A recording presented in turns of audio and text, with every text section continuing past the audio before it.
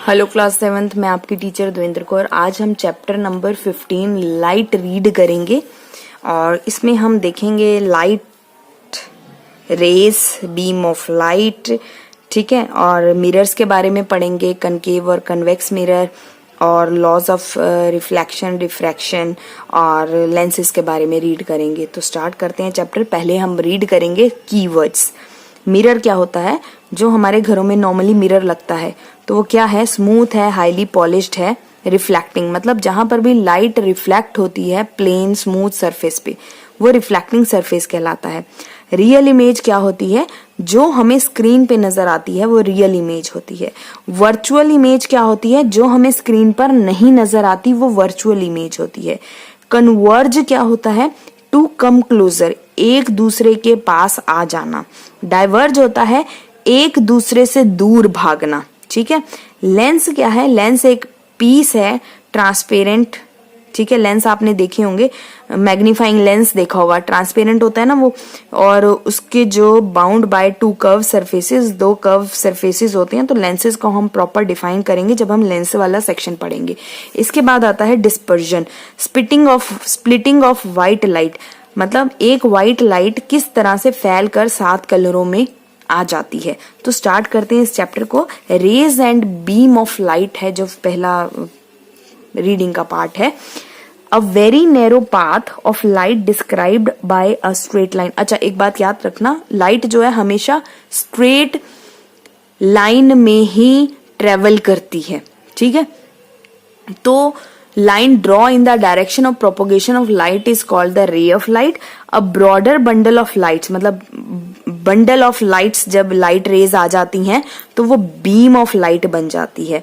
और there are three different types of beams of light। इसको underline कर लो, 3 तरह की beams of light है।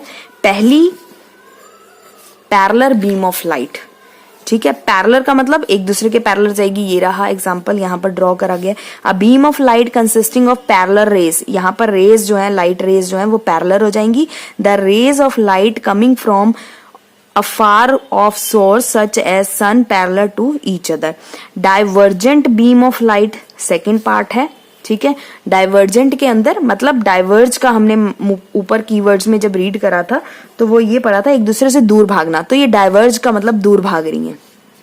अ बीम ऑफ लाइट ऐसी रेज जो डाइवर्ज होती हैं एक पॉइंट से जब वो डाइवर्ज दूर भागती हैं एक दूसरे से, वो डाइवर्जेंट बीम ऑफ लाइट बन जाती है। इसका एग्जाम्पल है headlight of car, headlight of railway engine, light house, दूर दूर तक उसकी रोशनी फैलती है, टॉर्च। तो ये डाइवर्जेंट बीम ऑफ लाइट की एग्जांपल्स हैं। नेक्स्ट पेज पे third type of beam of light है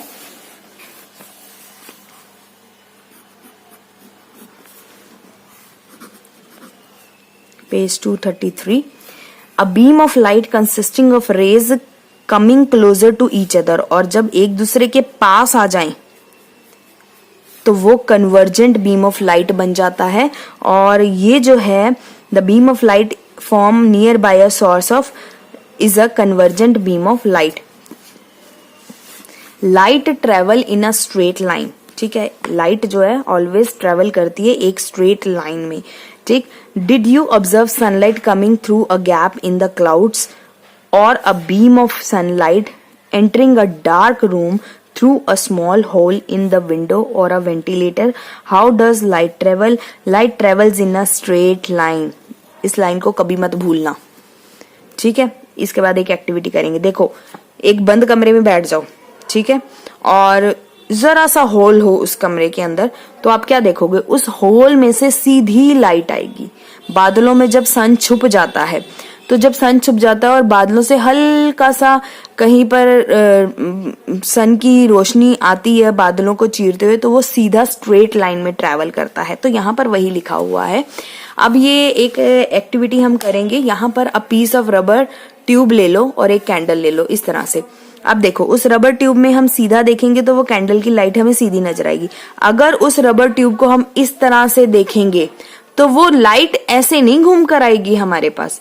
इसीलिए बोला गया है this experiment shows the light travels in a straight line. इस एक्टिविटी में यही बताया गया है। और इसके बाद आ गई आपकी समरी पॉइंट। तो समरी को अब आप रीड करोगे और रीड करने के बाद इन क्वेश्चंस को आंसर हम क्लास में करेंगे। क्लियर? पेज 34 पे चलते 234 पे चलते हैं।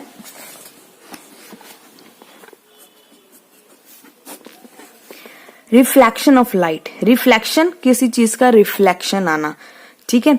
रिफ्लेक्शन की वजह से डायरेक्शन ऑफ लाइट चेंज हो जाती है।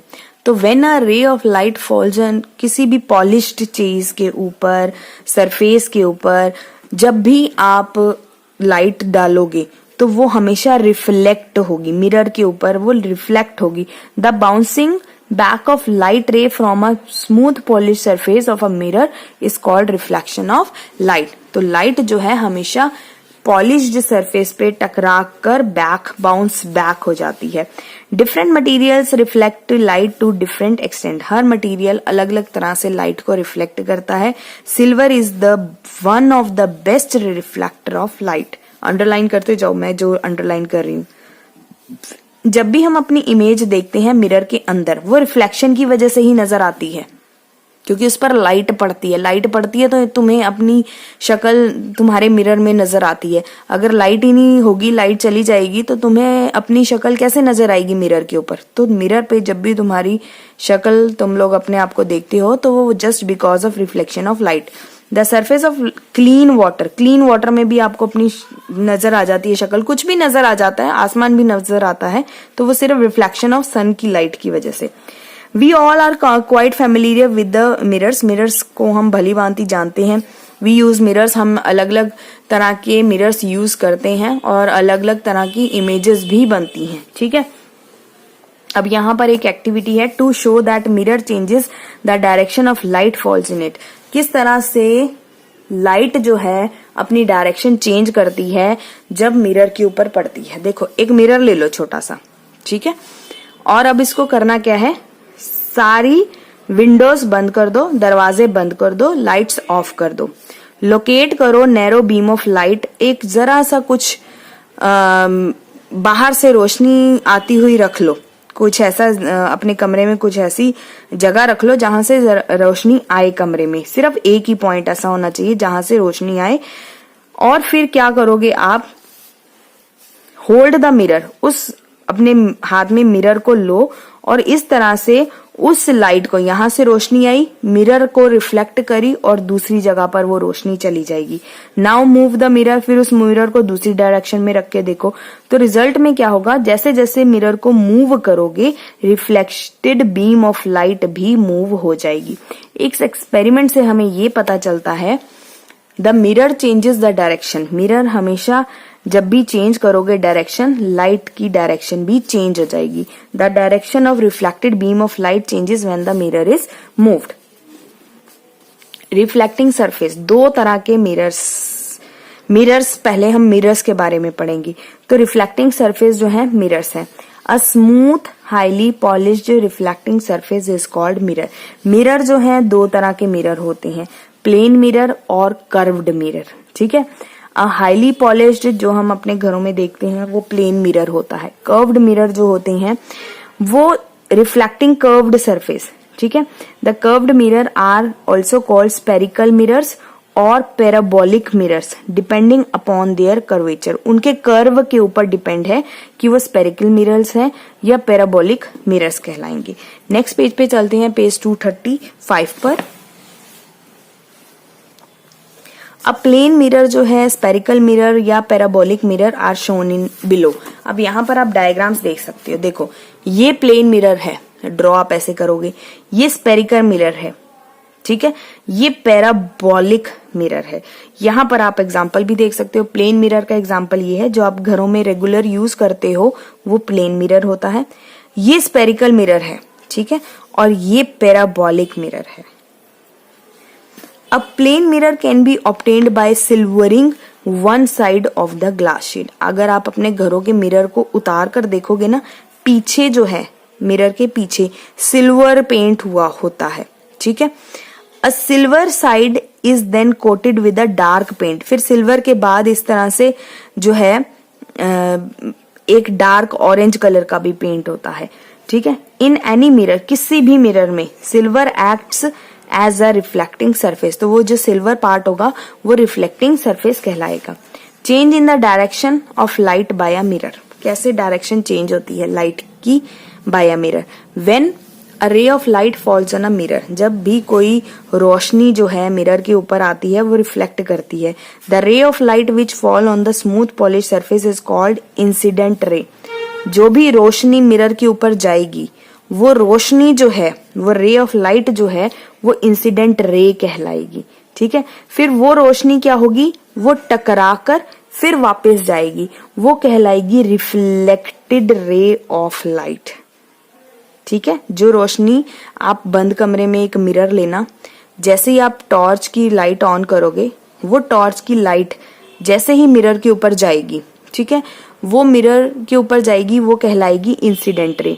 और जब वो मिरर से टकरा कर वो लाइट वापस आएगी वो कहलाएगी रिफ्लेक्टेड रे, क्योंकि वो रिफ्लेक्ट हो गई। ठीक है, अब उनके बीच का जो एंगल बनेगा, the incident ray and the normal at the point of incidence is called angle of incidence कहलाएगा।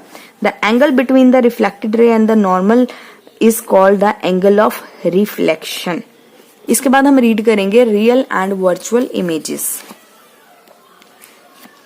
When the ray of light after suffering reflection from a mirror actually meet a point, the image formed can be obtained and seen on a screen. जब भी रोशनी जो है, ray of lights जो है, वो after suffering reflection from a mirror actually meet a point, तो reflection के बाद, टकराने के बाद वो एक पॉइंट पे मीट करती हैं, जिससे इमेज बन जाती है जो हमें नजर आती है स्क्रीन के ऊपर।